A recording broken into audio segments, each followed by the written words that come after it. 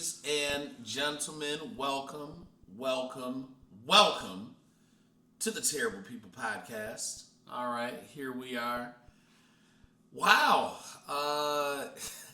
Hey, I guess you're nobody until you're being charged, allegedly, with some kind of essay crime, right? I mean, these are actually disgusting crimes, by the way. However, Zion Williamson chose some little lady who, honestly, I thought was,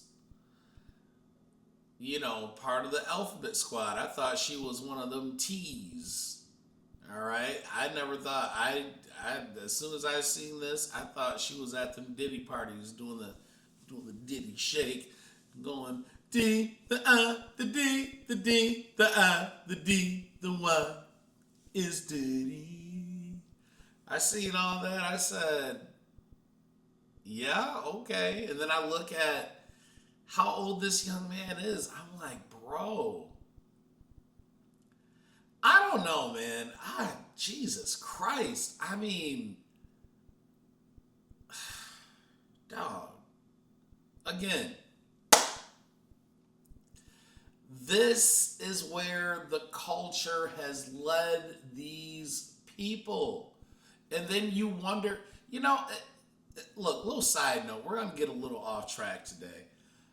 These women wonder why they don't trust men.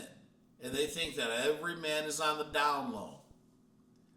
Look at how you present yourselves. This is an actual woman. Miss Mariah Mills with all that fakeness. And she looks like a good-looking trans woman. You can't make this shit up, right? Like, if I seen that, I'd be like, oh, okay, hey, guess what? We're going to go to the other side of this place, all right? Hey, it's not my business. I just don't want to be bothered. Praise God. Like, seriously. This is what this young man chose to invite into his life. It doesn't make sense. And neither does this woman's claims of whatever she's saying that she suffered at the hands of this man. I mean, think about this. Do you know how absolutely bad your story has to be for Tony Busby to turn you away?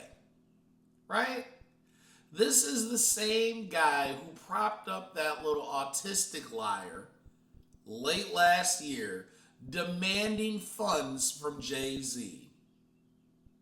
And she destroyed her own narrative that even the news was like, whoa, And I'm so glad everybody's over that bullshit with Oprah. Well, just because people get things wrong doesn't mean it didn't happen. No. We are done with the Leaving Neverland bullshit narrative of no matter what these people say, even though we know it's factually wrong, right? Oh, we're just going to go with it. No. If I say I had an iPhone in 1994, well, then guess what else I just proven? I proven that the DeLorean, if you hit 88 miles an hour, takes you back in time. If not, I'm fucking lying. Ha! Imagínate, wow. You know what I mean? Like, come on, bro. These people are insane.